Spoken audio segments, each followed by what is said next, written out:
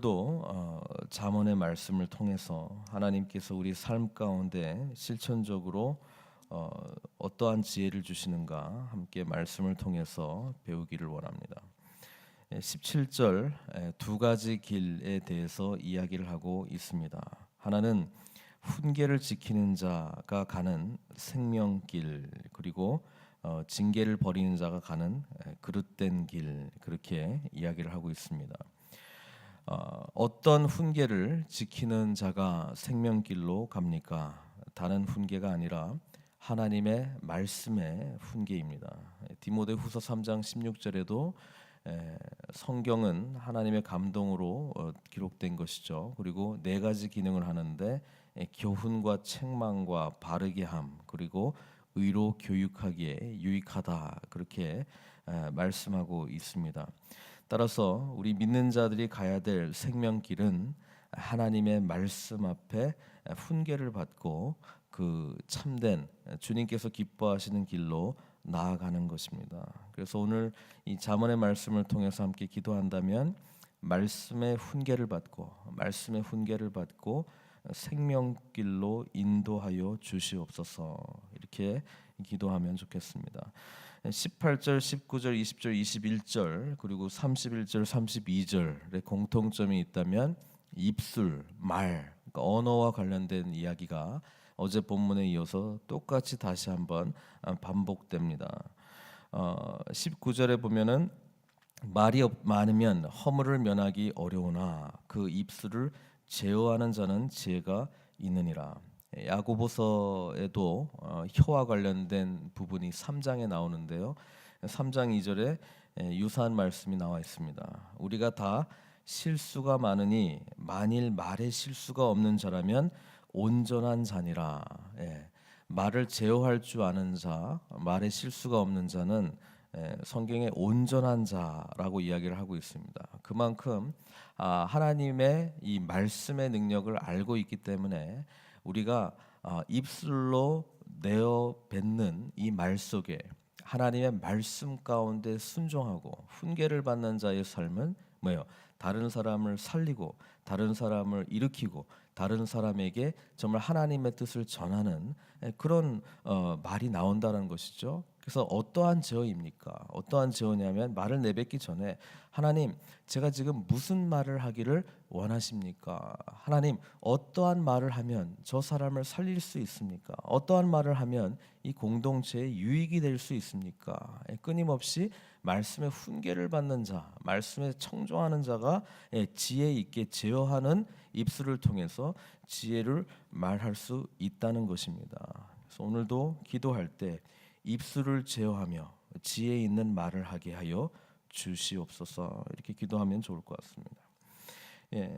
21절에도 의인의 입술은 여러 사람을 교육하나, 이렇게 돼 있습니다. 그래서 의로운 자, 하나님의 뜻대로 순종하고 하나님의 말씀대로 살려고 하는 자는 뭡니까? 말을 해도 이것이 여러 사람에게 유익이 되는 말을 한다는 것이죠. 그래서 그 말을 통해서 사람들이 듣고 교육을 받는다. 무슨 교육을 받겠습니까? 하나님의 의로운 자로 살아갈 수 있는 그 내용에 대해서 교육을 받는다는 것이죠. 그렇지만 미련한 자는 지식이 없어 죽느니라.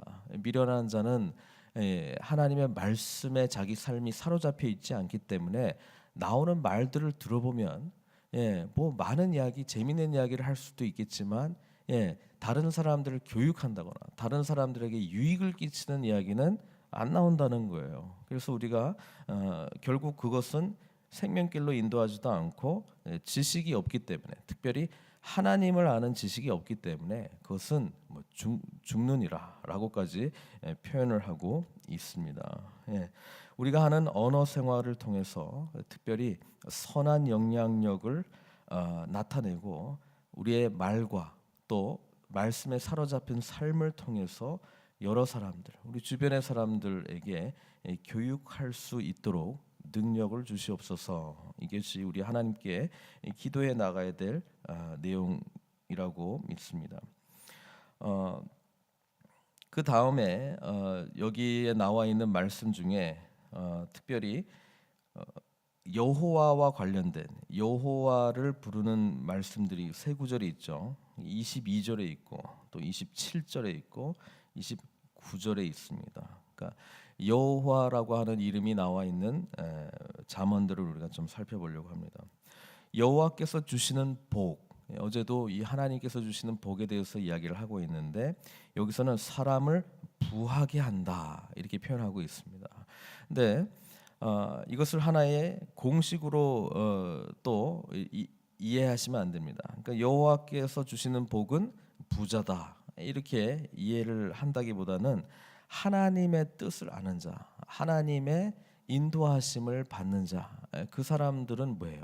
이 하나님만으로 만족할 수 있는 그런 부요함이 우리 마음 가운데 생긴다는 의미라고 하는 것이죠.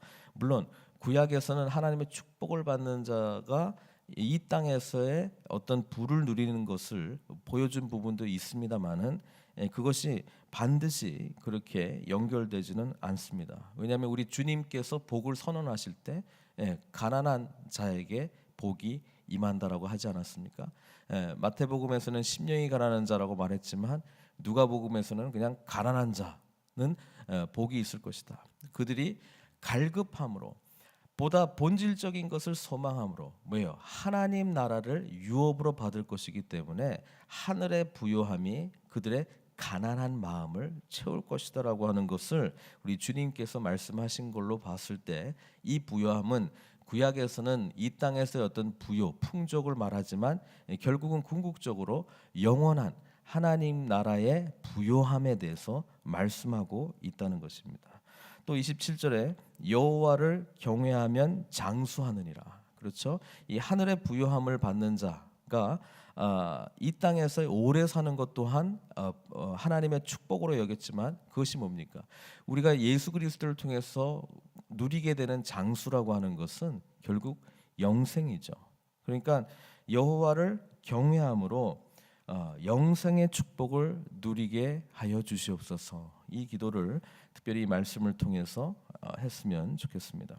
28절에 의인의 소망은 즐거워도 악인의 소망은 끊어지느니라.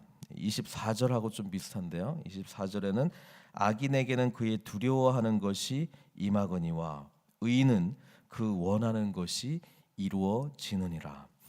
의인이 원하는 것, 의인이 바라는 소망, 그것은 하나님께서 기뻐하시는 일이기 때문에 당연히 즐거움으로 또 간절히 사모하는 것으로 주어진다라고 하는 것입니다. 그래서 하나님의 뜻을 이루려고 하는 자만큼 이 땅에서의 어떠한 즐거움도 그것을 대체할 수 없습니다. 어제도 몇 분의 선교사님들과 함께 만날 수 있는 기회가 주어졌는데요.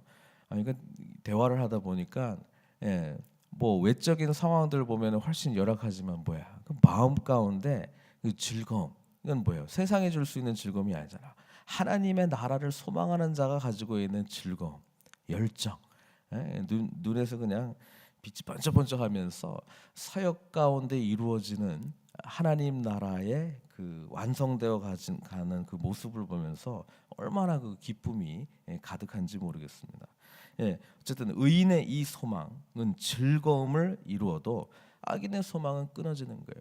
자기 자신을 위한 소망, 자기 소욕을 이루는 자, 그것은 결국 이루어도 만족감이 영원히 가지 않습니다. 잠깐 즐거웠다가 또 더 많이 얻어야 되기 때문에, 그렇죠? 더 이 욕심을 채우는 것은 끊임이 없기 때문에 만족함이 없고 만족함을 얻지 못하는 자는 뭐예요? 즐거움이 없는 거예요. 그리고 24절에 보면 악인에게는 결국 그의 두려워하는 것이 임하거니와, 하나님을 알지 못하는 자는 결국 이런 두려움 가운데 살아갈 수밖에 없다는 것입니다. 그래서 기도로 바꾼다면 하나님을 소망함으로 내 마음에 즐거움을 허락하여 주시옵소서. 하나님 나라를 소망하며 내 마음 가운데 기쁨이 넘쳐날 수 있도록 주님 인도하여 주시옵소서. 이 기도를 함께 해 나가기를 바랍니다. 그다음에 29절 여호와가 들어가는 우리 말씀 중에 여호와의 도가 정직한 자에게는 산성이요 행악하는 자에게는 멸망이니라. 무엇이 우리의 삶을 지켜줍니까? 무엇이 우리가 기댈 든든한 안식처입니까? 무엇이 우리의 삶을 보호해 주는 것입니까? 그것은 다름 아닌 여호와의 도를 가는 자, 하나님의 말씀을 지키는 정직한 자, 바로 그에게 여호와는 산성이요 방패로 우리에게 오신다라고 하는 것입니다. 그래서 우리가 기도할 때도 여호와의 도를 붙들므로, 하나님의 말씀을 온전히 붙들므로 나를 견고히 지켜주십시오. 나를 이 세상의 여러 가지 유혹들과 또 여러 가지 이 악한 자의 괴계를 주님 막아주십시오. 나의 산성이 되게 해 주시옵소서. 이 하나님 우리가 함께 만났으면 좋겠습니다. 30절에 의인은 영영이 이동되지 아니하여도 악인은 땅에 거하지 못하게 되느니라. 이 말씀을 보면 우리 창세기 때의 가인이 생각납니다. 가인, 축복의 땅 에덴 동산에서 살인으로 말미암아 쫓겨났죠. 그래서 너는 이방에서 영원히 그 떠돌이 인생을 살게 될 것이다. 그때 가인이 제일 먼저 했던 게 뭔지 압니까? 가인이 뭐예요? 성을 만들었습니다. 성을 만들었습니다. 그래서 뭐예요? 그 헛된 안식처, 자기가 지은 자기 손으로 만든 성이 마치 자기를 지어주는 것처럼 생각을 했다라고 하는 것입니다. 그런데 오히려 하나님을 믿는 가인과 다른 길로 가는 사람들은 오히려 유목민 생활을 했거든요. 계속 유목민 생활을 했단 말이에요. 그러니까 겉으로 보기에는 그들이 영영 이동하는 것처럼 보였고, 가인은 자기 성을 딱 지어놓고 자기가 마치 이동을 안 하고 나는 떠돌이 인생이 아니고 나는 견고한 성이 있다 이렇게 생각했을지 모르겠습니다만은 현실은 뭡니까? 하나님의 말씀에 인도함을 받는 자가 진정으로 굳건하게 뿌리 내리는 그런 영원한 하나님 나라의 유업을 신앙으로 받아들이는 그 삶을 살았던 반면에 뭔가 가지고 있었던 것은 그 시대뿐 아닙니까? 지나가니까 이제 없어지는 그러니까 영원히 그 땅에 거하지 못하는 그런 삶을 산 것을 우리가 보게 됩니다. 하나님 나라를 소망하는 자, 그 안에 하나님의 말씀을 붙드는 자에게 영원한 주님의 기업, 누구도 뺏지 못할 영원한 주님의 기업이 우리에게 주어진다는 사실입니다. 마지막 31절, 32절, 아까 18절부터 21절까지 입술, 언어 생활과 관련된 그런 말씀으로 다시 한번 귀결이 되는데요. 지혜를 말하는 삶, 또 마지막 32절 기쁨을 주는 말, 그것이 바로 우리 믿는 자의 삶이 되게 하여 주시옵소서. 여러 가지 기도의 제목들이 우리 하나님께서 말씀을 통해서 주신 것 같습니다. 이 잠언의 말씀들을 통해서 오늘 우리가 살아갈 때에 늘 말씀 중심의 삶, 말씀 중심의 언어적인 삶뿐만 아니라 하나님 나라를 복으로 받은 우리들이 영생의 축복을 누리고 끝까지 하나님 나라를 소망하는 그런 복된 삶을 향해서 같이 나아가시는 저와 여러분들 되시기를 주님의 이름으로 축원드립니다. 사랑의 하나님 아버지,